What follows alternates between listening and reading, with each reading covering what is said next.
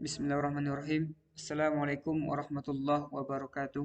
Alhamdulillahillazi nahmaduhu wa nasta'inuhu wa nastaghfiruh wa na'udzu billahi min syururi anfusina wa min sayyiati a'malina. May yahdihillahu fala mudhillalah wa may yudlil fala hadiyalah. Asyhadu an la ilaha illallah wahdahu la syarikalah wa asyhadu anna Muhammadan abduhu wa rasuluh sallallahu alaihi wasallam la nabiyya ba'da.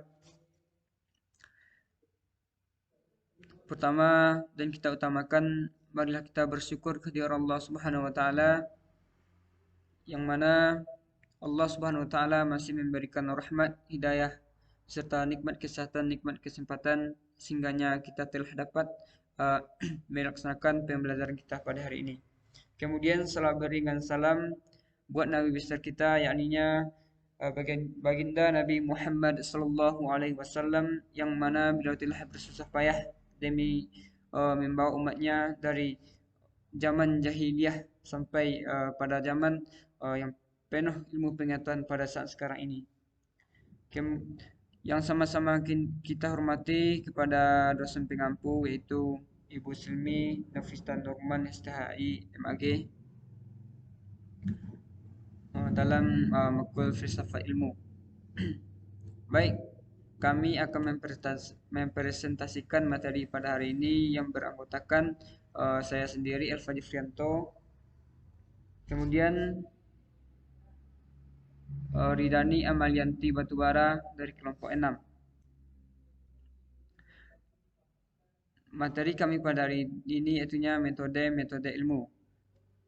Yang pertama, pengertian metode ilmu adalah suatu prosedur atau tata cara sistematis yang digunakan para ilmuwan untuk memecahkan masalah-masalah yang dihadapi.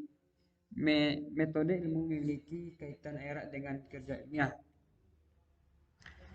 Yang pertama, bagian-bagian metode ilmu itu pertama metode ilmu alam, yang kedua metode ilmu sosial, yang ketiga metode ilmu humaniora.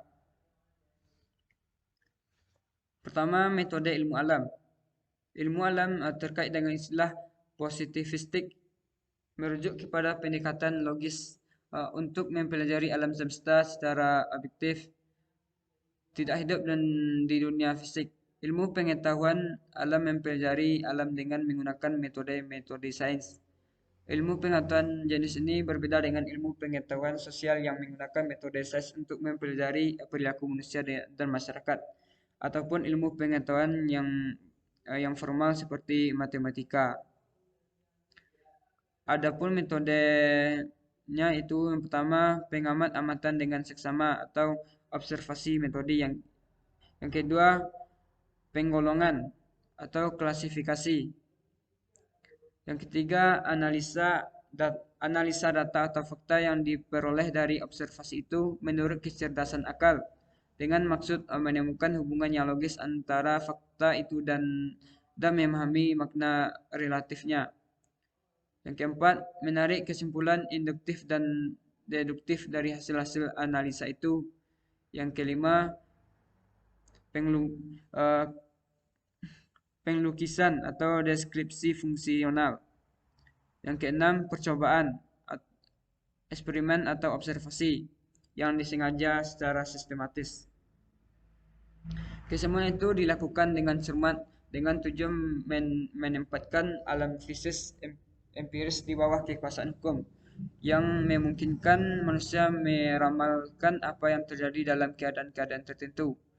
Metode yang digunakan dalam ilmu alam bersifat siklus empirik yang menunjuk pada dua hal pokok, yaitu siklus yang mengandaikan adanya suatu kegiatan yang dilaksanakan secara berulang-ulang, dan empirik yang menunjuk pada sifat bahan yang diselidiki bersifat indrawi. Selanjutnya poin B dan poin C akan dilanjutkan oleh Ridani Amlianti Batubara. Maaf, kami tidak bisa menampilkan video karena ada. Baik, saya Ridani Amalianti Batubara mengenai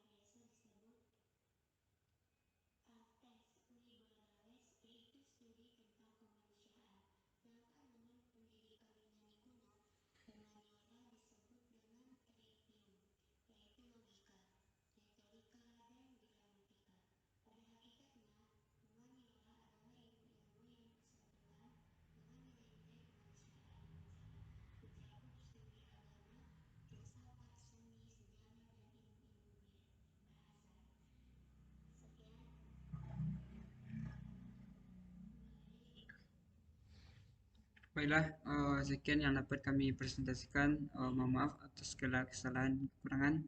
Wabillahi taufiq wal hidayah. Assalamualaikum warahmatullahi wabarakatuh.